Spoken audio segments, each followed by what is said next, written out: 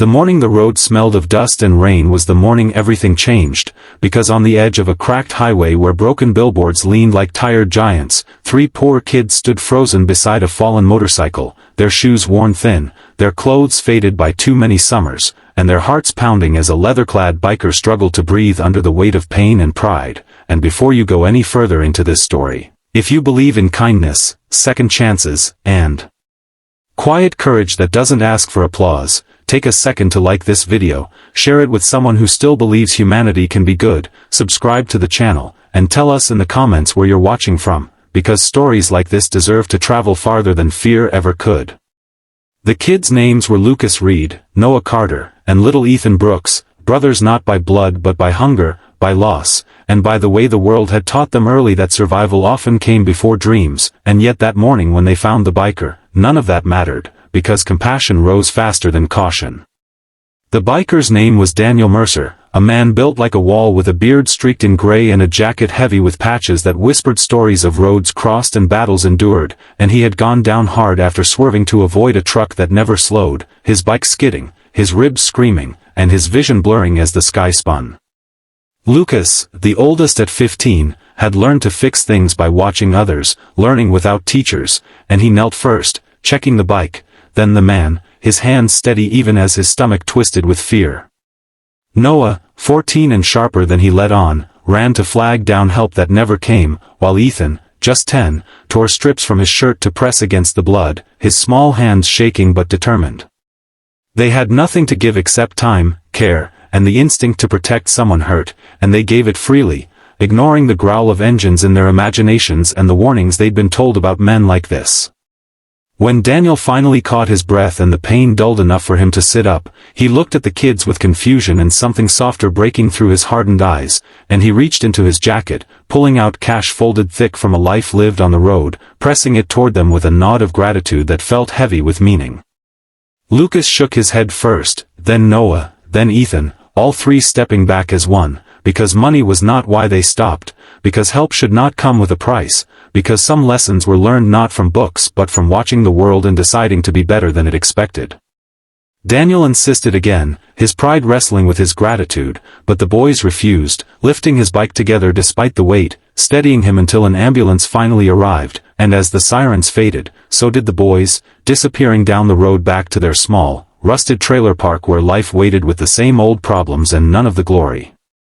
That night, Daniel lay in a hospital bed staring at the ceiling, the faces of the boys replaying in his mind like a song he couldn't forget, their refusal cutting deeper than any wound, reminding him of a time before the road had hardened him, before survival had become a shield, and he made a call that traveled far beyond that room, a call that carried respect and resolve and a promise to make things right.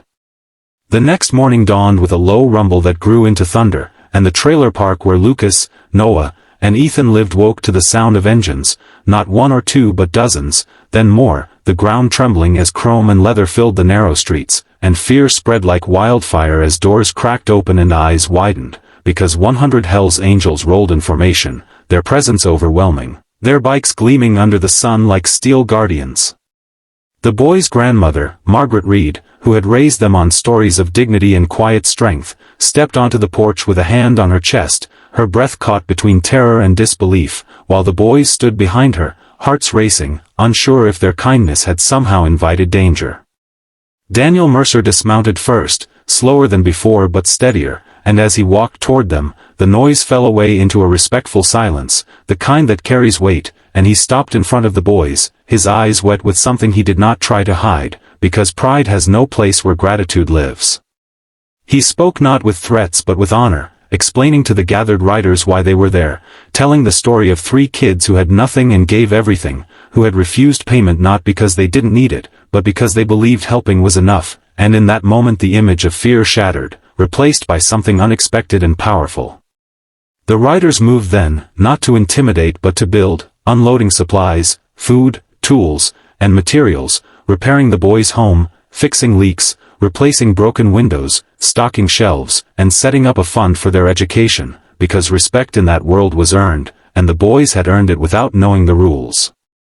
Lucas felt something shift inside him as he watched strangers work for them. Noah's guarded eyes softened as he realized the world could answer kindness with kindness, and Ethan laughed for the first time in months as he rode on the back of a stationary bike, his worries lifted by the sound of engines that now felt like protection rather than fear. As the sun dipped low, Daniel knelt to the boy's level, placing a simple patch in Lucas's hand, not a symbol of ownership but of acknowledgement, a reminder that their actions mattered, that their choices had weight, and that goodness could echo louder than violence ever could.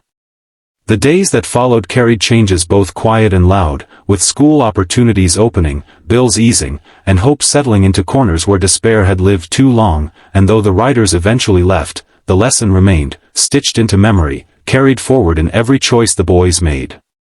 Years later, people would talk about that day like a legend, about how one act of kindness on a dusty road brought 100 bikers to their knees in respect, but for Lucas, Noah, and Ethan, it was simpler than that. It was about seeing a man in pain and choosing to help, about refusing money because dignity mattered more, about learning that the world watches what you do when no one is forcing you to be good.